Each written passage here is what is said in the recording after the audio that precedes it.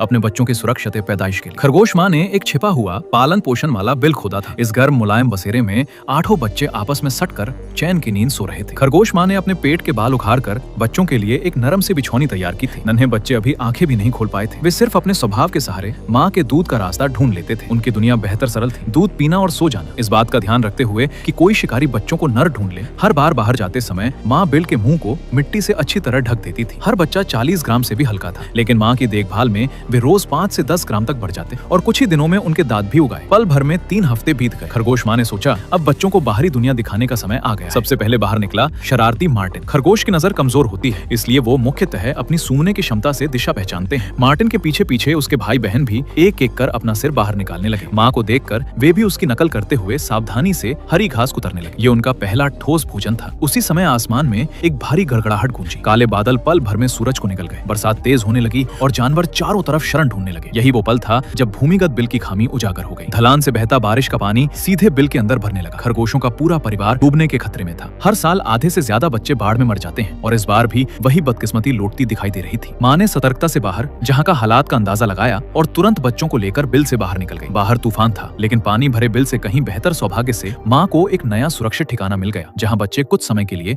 रुक सके। बारिश के रुकते ही दुनिया एकदम नई सी लगने लगी। हर जीव फिर से सक्रिय हो उठा, लेकिन खतरा अभी खत्म नहीं हुआ था। नजदीक आती भेड़ों के झुंड के कदमों से जमीन लगातार हिल रही थी। उनके बार बार पैरों से दबाने पर बिल की मिट्टी टूट कर गिरने लगी। अब उनके पास वहां से निकलने के अलावा कोई विकल्प नहीं बचा। और सबसे कठिन बात ये थी, खरगोश माँ को नया साथी मिल चुका था और वो जल्द ही फिर से नए बच्चों को जन्म देगी। इसलिए इन नन्ही नन्ही जानों को माँ से जल्दी ही विदा लेना पड़ा और खतरों से भरी इस दुनिया का अकेले सामना करना पड़ा।